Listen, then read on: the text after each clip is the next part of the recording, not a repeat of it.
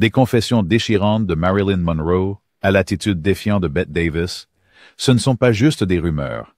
Ce sont de véritables histoires de lutte, de survie et de sacrifice. Voyagez avec nous, derrière l'écran d'argent, alors que nous révélons 15 scandales de casting qui ont secoué Hollywood à l'âge d'or. Les secrets, les légendes et la vérité qui ont changé à jamais l'industrie. La révélation de Marilyn Monroe. Marilyn Monroe, une icône dont le nom reste synonyme de l'âge d'or d'Hollywood, est souvent rappelée pour son sourire éclatant, sa voix soufflée et ses rôles classiques. Mais sous la surface du glamour et de la célébrité se cachait une vérité que Monroe elle-même a courageusement insinuée. Une vérité qui en disait long sur le fonctionnement d'Hollywood à huis clos. Dans d'innombrables interviews, Monroe a réfléchi sur son parcours, n'hésitant jamais à exposer les réalités auxquelles elle et bien d'autres étaient confrontés dans la poursuite de leurs rêves.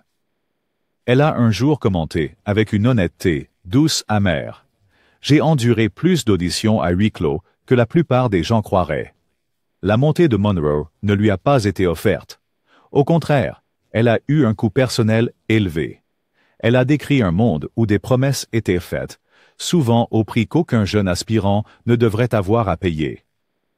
Les rencontres de Monroe n'étaient ni isolées, ni uniques. Elles reflétaient les expériences de nombreux aspirants stars, en particulier les femmes, qui découvraient que le talent seul ne suffisait que rarement à ouvrir les portes de l'opportunité. Les gardiens de l'industrie, producteurs, réalisateurs et chefs de studio, pouvaient exercer un pouvoir incontrôlé sur les carrières. Les jeunes actrices étaient souvent confrontées à des décisions difficiles, en équilibrant l'ambition avec les réalités inconfortables de leur environnement.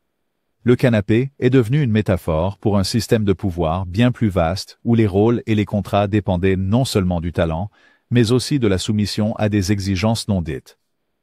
La franchise de Monroe a aidé à mettre en lumière une pratique qui, bien que discrètement comprise dans l'industrie, a été publiquement ignorée pendant des décennies. Elle a remarqué de manière célèbre que pour certains, réussir à Hollywood était moins une question de talent que de survivre aux tests cachés du système. Malgré tout ce qu'elle a enduré, Monroe n'a jamais perdu son sens de soi.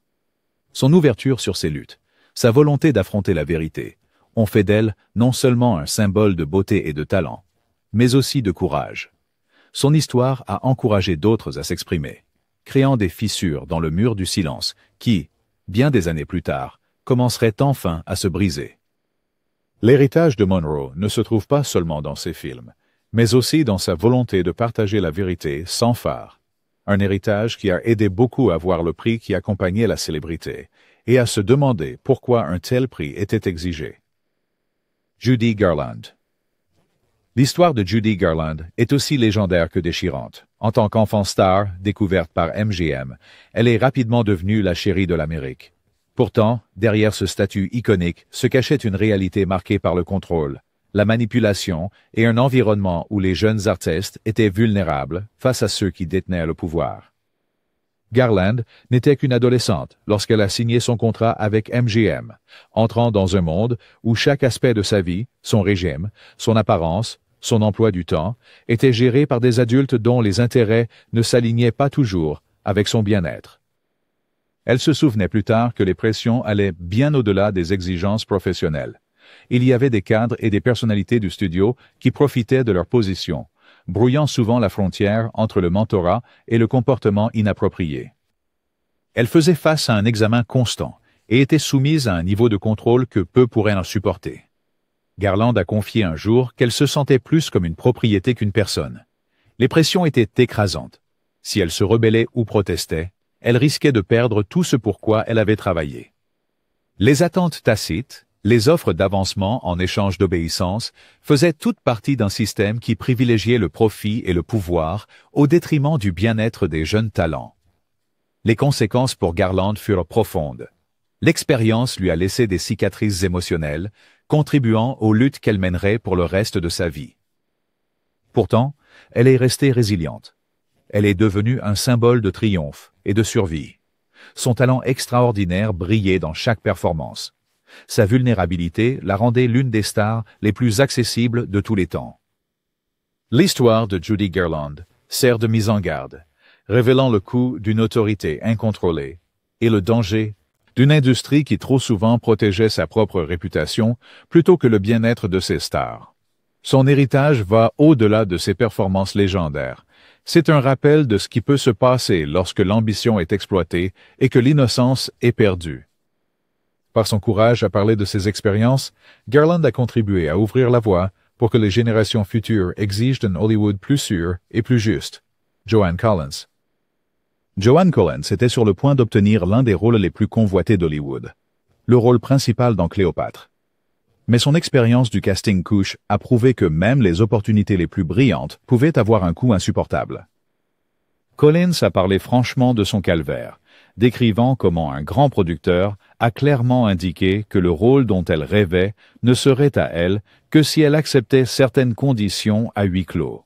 Pour Collins, le choix était clair: se conformer et obtenir le plus grand tournant de sa carrière, ou refuser et risquer des représailles professionnelles.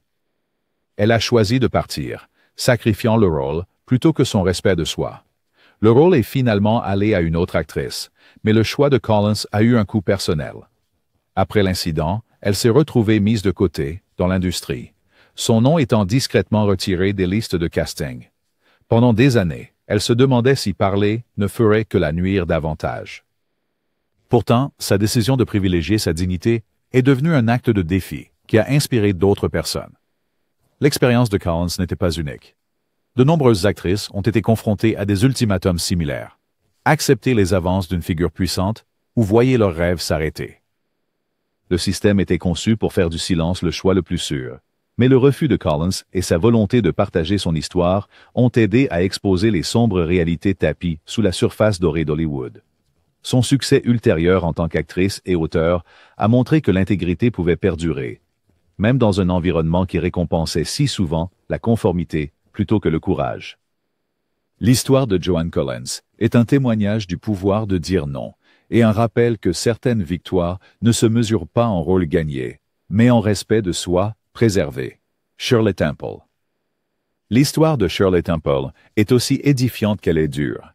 La petite fille aux boucles devint le symbole de l'espoir en Amérique pendant les années les plus difficiles de la Grande Dépression, éblouissant le public avec son charme et son talent précoce.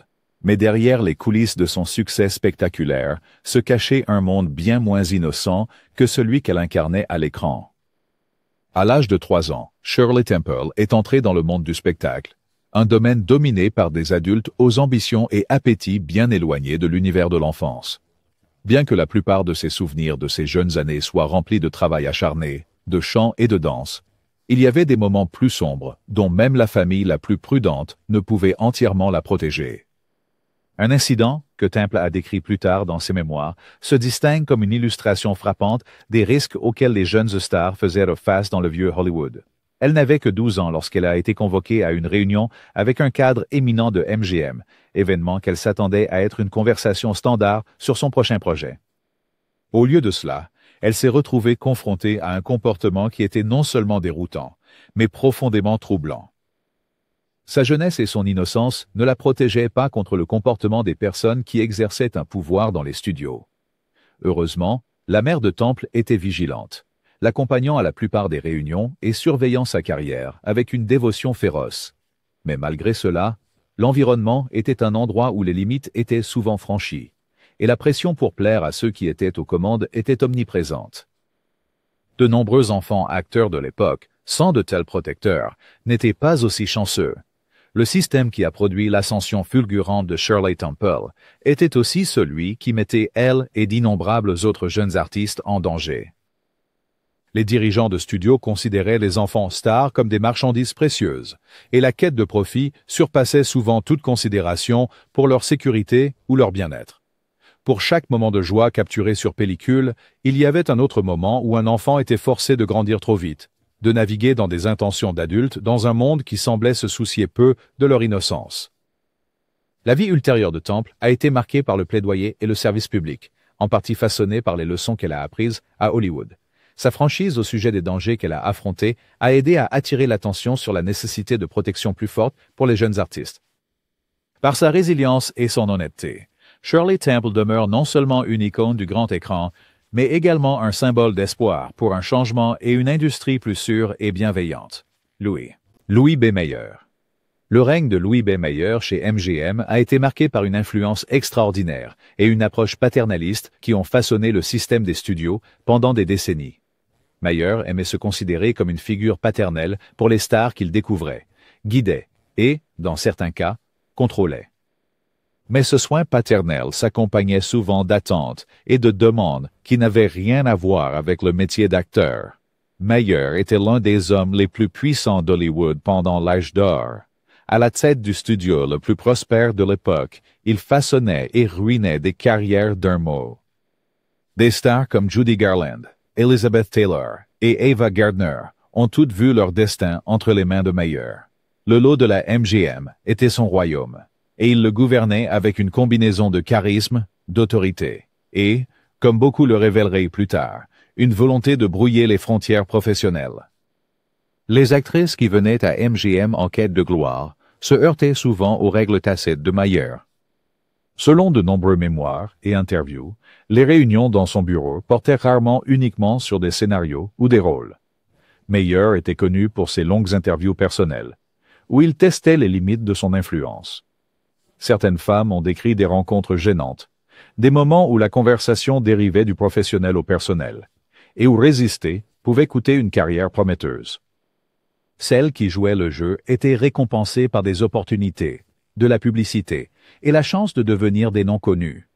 Celles qui résistaient ou échouaient à plaire à Mayer se retrouvaient souvent reléguées à des projets secondaires ou supprimées du répertoire du studio. Il était connu pour tenir des lestes, non seulement de talent, mais aussi de ceux qui lui tenaient tête ou refusaient ses avances. L'image publique de Mayer restait soigneusement élaborée.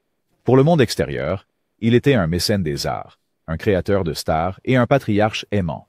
Mais ceux qui travaillaient étroitement avec lui connaissaient les véritables dynamiques de pouvoir en jeu. Sa capacité à façonner et contrôler la vie de ses stars était à la fois impressionnante et, parfois, profondément troublante. Dans les années suivantes, alors que la culture d'Hollywood commençait à changer et que de plus en plus de femmes parlaient ouvertement de leurs expériences, l'héritage de Mayer est devenu de plus en plus compliqué. Ses contributions au cinéma sont indéniables, mais il en va de même pour les histoires de ceux qui ont payé un prix caché pour leur succès sous sa direction. L'histoire de Mayer est un rappel brutal de la manière dont le pouvoir sans contrôle peut déformer les relations et créer des environnements où l'ambition et la vulnérabilité sont facilement exploitées. C'est une leçon avec laquelle Hollywood et le monde continuent de composer. Harry Cohn. Harry Cohn, le patron au discours dur de Columbia Pictures, était aussi célèbre pour sa personnalité volatile que pour son œil aguerri au talent. Les histoires sur le style de gestion de Cohn sont légendaires, remplies de récits de tempérament, d'intimidation et d'une quête incessante du succès au box-office. Mais pour les actrices pleines d'espoir qui venaient à Columbia chercher une opportunité, une autre facette de Cohn devenait bientôt apparente. Une qui transformait le studio en terrain d'épreuve où les limites personnelles et professionnelles étaient régulièrement testées. La réputation de Cohn le précédait. Il était célèbre pour ses auditions privées, interviews et réunions tenues à huis clos, où le résultat dépendait souvent de plus que du simple talent ou de la présence à l'écran. Le moulin à rumeurs sur le plateau du studio fonctionnait à plein régime, et tout le monde savait que progresser chez Columbia pouvait signifier naviguer à travers un labyrinthe des attentes de Cohn, dont beaucoup n'ont jamais été mises par écrit. Les actrices qui résistaient aux avances de Cohn payaient souvent un lourd tribut. Il y avait des histoires de carrières déraillées du jour au lendemain, de jeunes talents prometteurs qui se retrouvaient inexplicablement écartés des projets ou privés des campagnes de publicité qui auraient pu faire d'elles des stars. Pour ceux qui se conformaient, les récompenses pouvaient être grandes. Un rôle en vedette, une prolongation de contrat, une ascension subite dans les rangs. Le pouvoir de Cohn à Columbia était pratiquement absolu. Ses décisions étaient définitives, et sa parole faisait loi. Beaucoup de ceux qui ont travaillé avec lui ont décrit une atmosphère de peur et d'incertitude, où la loyauté était prisée, mais jamais suffisante pour garantir la sécurité. Tant que Cohn était satisfait, une actrice pouvait prospérer. Si elle le décevait, ses perspectives pouvaient disparaître, sans explication. Malgré les histoires, la presse et le public restèrent largement ignorants du comportement de Cohn en coulisses pendant des décennies. Le système des studios protégeait les siens, veillant à ce que les scandales atteignent rarement le monde extérieur. Cohn lui-même, cultivé une image de professionnalisme rigide, et Columbia Pictures est devenu connu pour ses films à succès et sa capacité à lancer des stars, même si le côté sombre du succès du studio est resté caché. L'héritage de Cohn est une étude de contraste. Il a transformé Columbia en une puissance d'Hollywood, et de nombreuses stars doivent leur carrière à sa vision.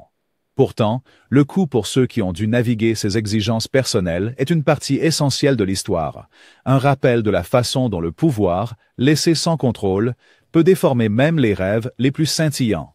Daryl Zanuck. Daryl F. Zanuck était un homme d'une immense vision, un producteur dont les films ont contribué à façonner l'identité de la 20th Century Fox et la trajectoire du cinéma américain.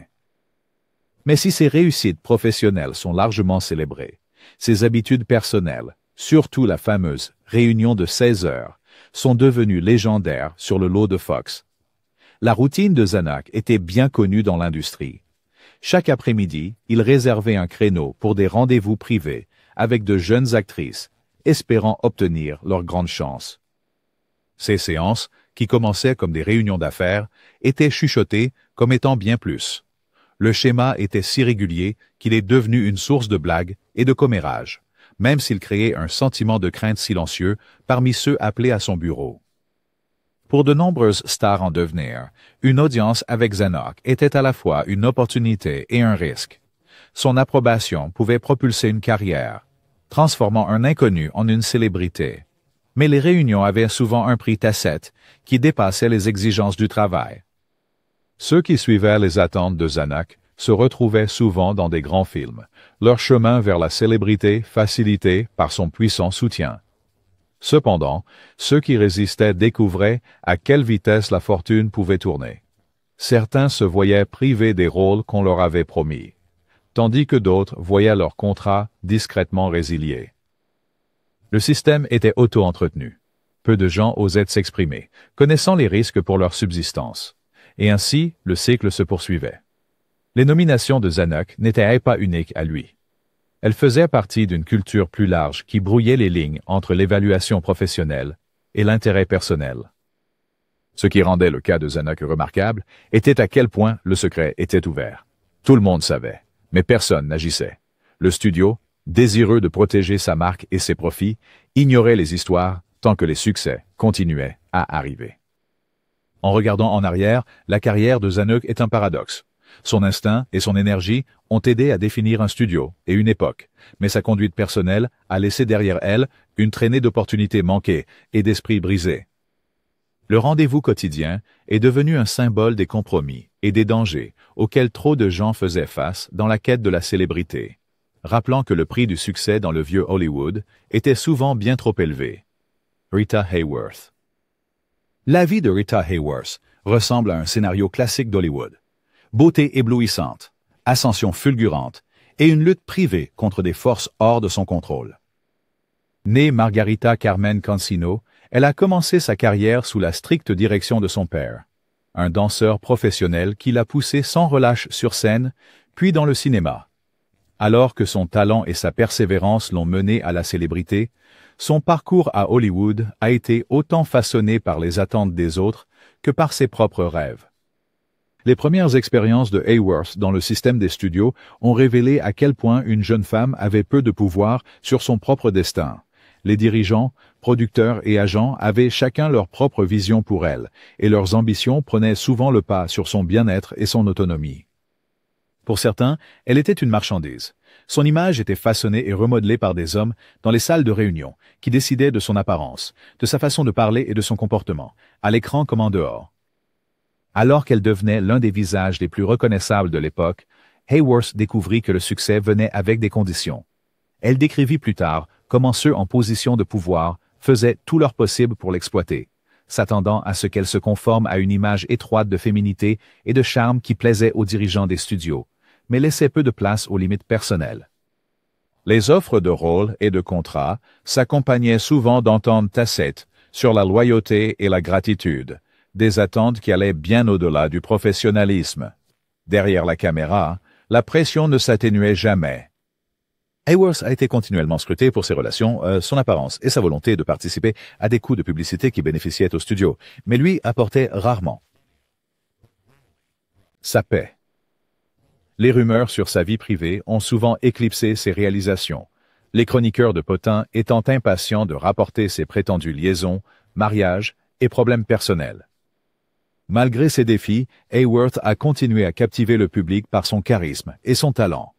Son interprétation dans Gilda reste l'une des plus emblématiques de l'histoire du cinéma. Sa confiance à l'écran masquant la vulnérabilité qu'elle ressentait souvent. Hors écran, elle aspirait au respect et à l'indépendance. Des espoirs qui étaient constamment mis à l'épreuve par une industrie fondée sur le déséquilibre. Les dernières années de Hayworth ont été marquées par la réflexion et la franchise. Elle a reconnu ouvertement comment le système hollywoodien a profité d'elle et d'autres comme elle, utilisant leurs rêves comme levier. Pourtant, malgré l'exploitation, elle a réussi à récupérer des parties de sa vie, plaidant pour elle-même et cherchant des rôles plus significatifs à mesure que sa carrière évoluait. L'héritage de Rita Hayworth perdure non seulement grâce à sa beauté et à son talent, mais aussi grâce à sa résilience. Son histoire rappelle à quel point l'ambition peut être facilement manipulée, dans un environnement qui privilégie les profits sur les personnes, et du courage qu'il faut pour défendre la dignité et l'estime de soi.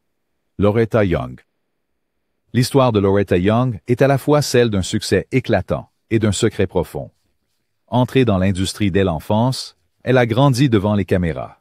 Sa carrière s'étendait des films muets aux drames classiques d'Hollywood, et plus tard, à la célébrité télévisuelle. Mais derrière son apparence posée se cachait une histoire personnelle façonnée par des pressions qu'aucun artiste ne devrait avoir à supporter. La vie de Young a changé de manière spectaculaire pendant la production d'un grand film avec Clark Gable, l'un des acteurs principaux les plus célèbres de l'époque. Ce qui avait commencé comme une collaboration professionnelle est devenu une épreuve qui a transformé sa vie à jamais.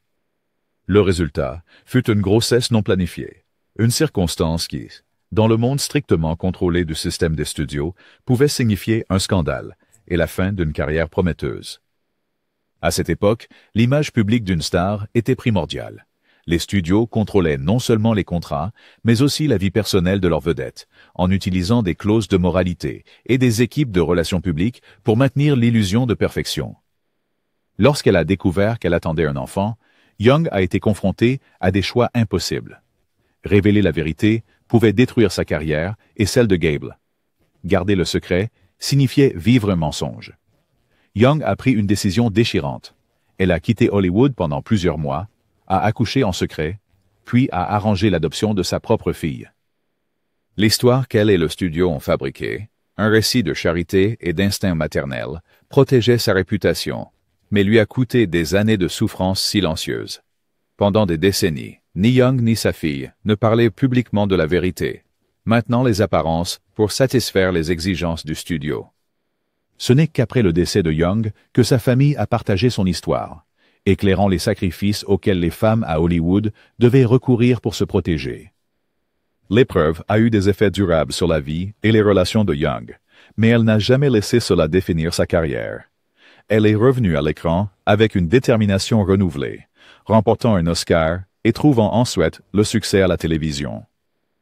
L'histoire de Young, autrefois cachée dans l'ombre, est devenue un puissant exemple de survie et de résilience. Sa capacité à persévérer, malgré des pressions impossibles et une culture qui privilégiait le secret au soutien, reste inspirante. Aujourd'hui, ces expériences rappellent les sacrifices imposés par une industrie qui privilégiait trop souvent l'image sur l'intégrité et la force nécessaire pour reprendre en main son propre récit. Greta Garbo. L'attrait de Greta Garbo est légendaire. Son personnage mystérieux, aussi soigneusement construit que n'importe laquelle de ses performances. Pourtant, la vraie Garbo, derrière le sourire énigmatique et le regard inoubliable, était quelqu'un qui avait compris très tôt les dangers du pouvoir incontrôlé à Hollywood et avait décidé de se protéger à tout prix. Le parcours de Garbo a commencé en Suède, où ses premiers films lui ont valu l'attention des dirigeants de studios américains. À son arrivée à Hollywood, elle a rencontré la culture du casting coach, à laquelle tant d'autres actrices aspirantes avaient été confrontées. Pourtant, Garbo était différente. Elle a rapidement compris que sa plus grande force était sa capacité à contrôler sa propre image et ses interactions. Contrairement à beaucoup de ses pairs, Garbo assistait rarement aux fêtes du studio, déclinait la plupart des invitations sociales et insistait sur la la vie privée dans toutes ses affaires. Son air de mystère est devenu son bouclier, décourageant les avances que d'autres étaient souvent obligés de subir. Les dirigeants de studio la trouvaient impénétrable, incapable de percer le mur soigneusement entretenu qu'elle avait édifié autour d'elle.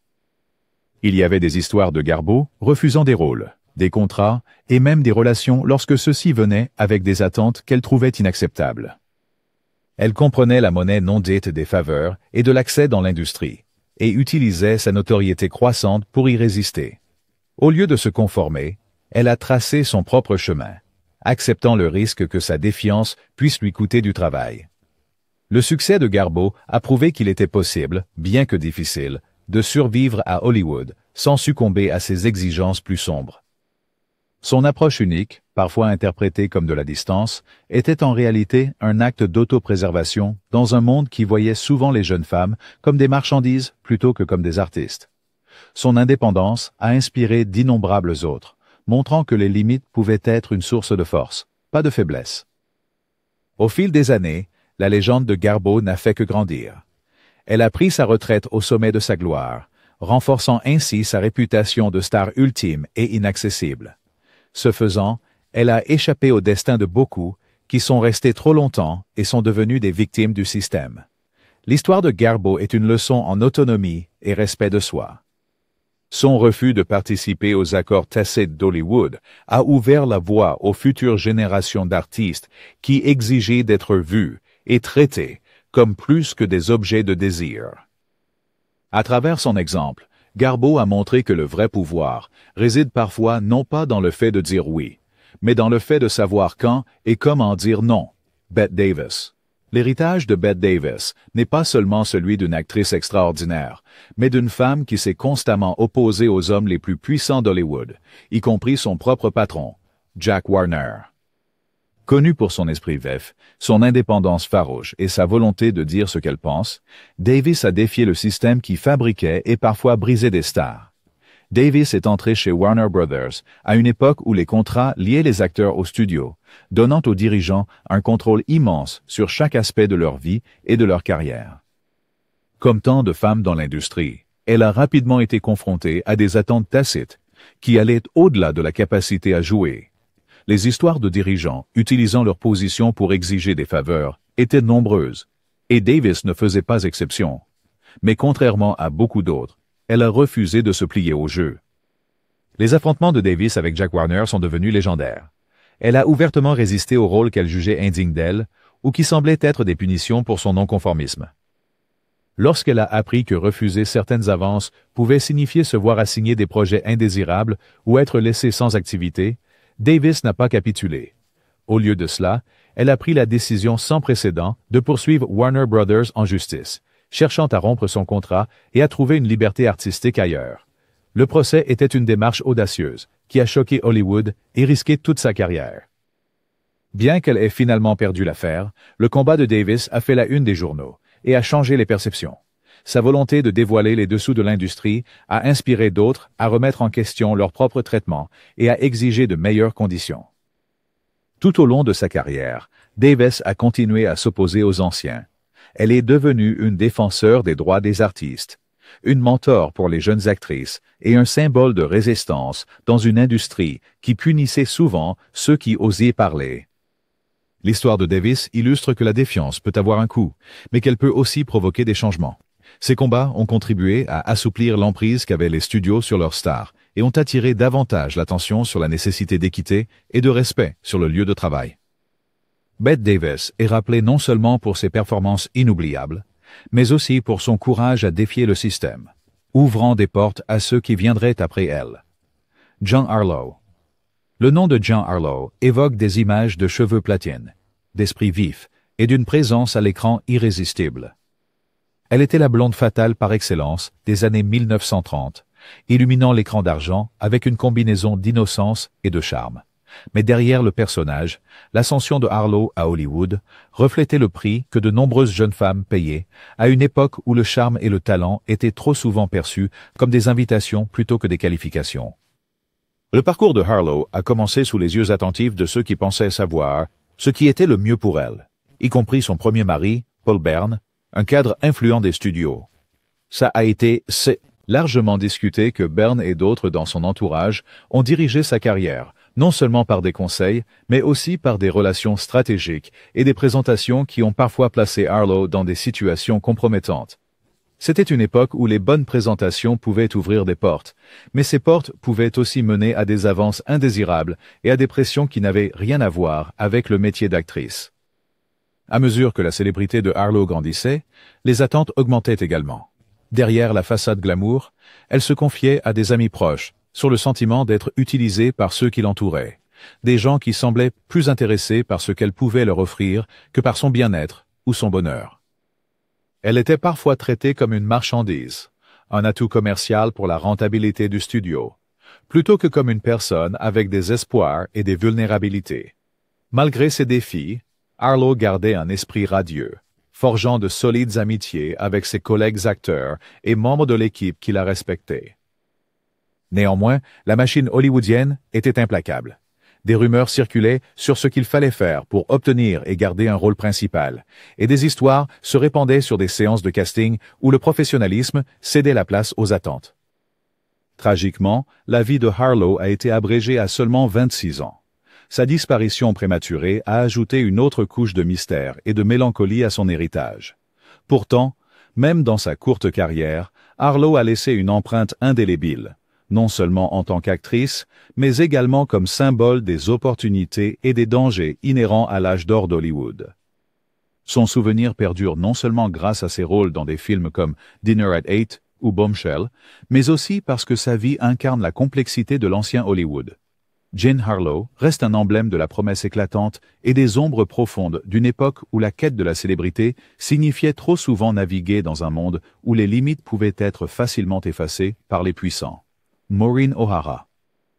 La carrière de Maureen O'Hara a été définie par ses cheveux roux flamboyants, son esprit inflexible, et la même force qu'elle apportait à ses rôles légendaires à l'écran. Connue autant pour son intégrité hors écran que pour ses performances dans des classiques comme The Quiet Man et How Green Was My Valley, O'Hara se démarquait de beaucoup de ses contemporains par sa détermination à fixer des limites et à les défendre. Dans les années 1940, lorsque les histoires de conduite inappropriée étaient le plus souvent étouffées, O'Hara a fait l'impensable. Elle a publiquement accusé un directeur de studio de comportement déplacé. Après avoir été acculée dans un bureau et avoir subi une avance non désirée, O'Hara a fait connaître son expérience. Ces accusations, rapportées dans la presse, étaient choquantes pour l'époque. Plutôt que de battre en retraite, elle a affronté les rumeurs de front, refusant de se laisser intimider par les menaces selon lesquelles elle ne travaillerait plus jamais dans cette ville. La position d'O'Hara était plus que personnelle. C'était un défi direct au système qui permettait à de tels abus de continuer sans contrôle. Contrairement à de nombreuses actrices qui, faute de levier, ont souffert en silence, O'Hara était déjà une star. Son pouvoir d'attraction au box-office et son sens aigu de l'autoprotection lui ont offert une rare mesure de sécurité. Elle a continué à obtenir des rôles majeurs, sa carrière survivant à la réaction qui aurait pu mettre fin à la trajectoire d'une interprète moins établie. Sa volonté de s'exprimer est devenue légendaire parmi ses pairs. O'Hara insistait sur le fait que la dignité n'était pas négociable, même dans une industrie où les hommes puissants agissaient souvent en toute impunité. Son exemple a donné de l'espoir à d'autres confrontés à des situations similaires, offrant un modèle pour survivre et même prospérer, sans compromettre l'intégrité personnelle. Malgré sa position de principe, O'Hara ne s'est jamais présentée comme une victime. Au contraire, elle considérait ses actions comme une prolongation des valeurs qu'elle avait acquises de son éducation irlandaise. Une croyance en l'équité, le courage et le respect de soi. Elle restait fière de son héritage et parlait souvent de l'importance de défendre ce qui est juste, peu importe le coût. L'histoire d'O'Hara perdure comme un témoignage de résilience. Dans un monde qui tentait de dicter les conditions de sa réussite, elle a écrit ses propres règles. Son héritage réside non seulement dans ses films, mais aussi dans sa ténacité. Un phare pour les générations futures, déterminées à trouver leur place à Hollywood sans sacrifier leur âme. Frances Farmer. Frances Farmer était une femme en avance sur son temps, brillante, franche, et qui n'avait pas peur de remettre en question l'autorité. Mais dans le monde rigide du Hollywood de l'âge d'or, son refus de suivre les règles tacites, y compris le système du casting couch, l'a marquée comme une faiseuse de troubles. L'indépendance même qui aurait dû être célébrée est devenue la raison de sa perte.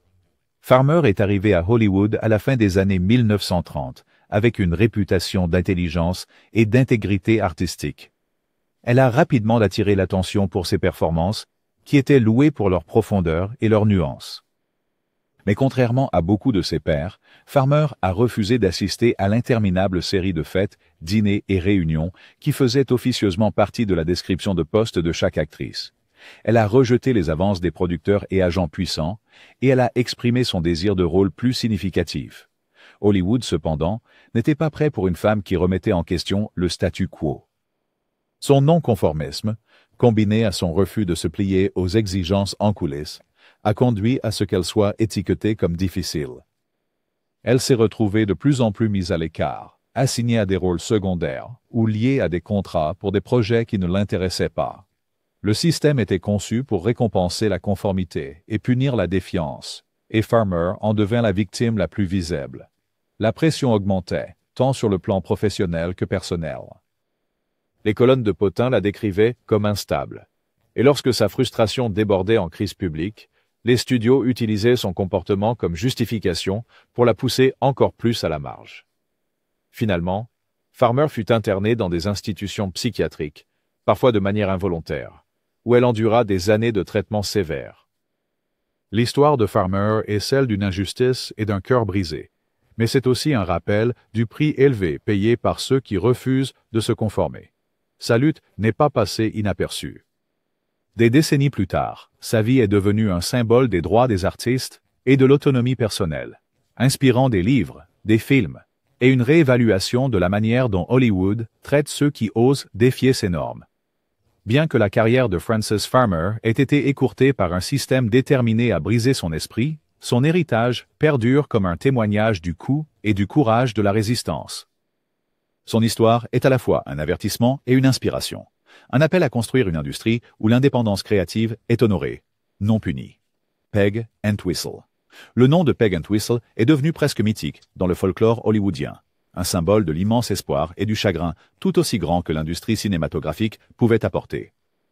Bien que sa carrière ait été brève et son histoire personnelle enveloppée de tristesse, la vie d'Entwistle est souvent invoquée comme un avertissement sur les vulnérabilités auxquelles sont confrontés les jeunes talents aspirants dans l'ancien système des studios. Entwistle a commencé sa carrière sur scène, où son talent a rapidement attiré l'attention. Comme tant d'autres avant elle, elle rêvait de devenir une star du cinéma et a voyagé à Hollywood en quête d'opportunités.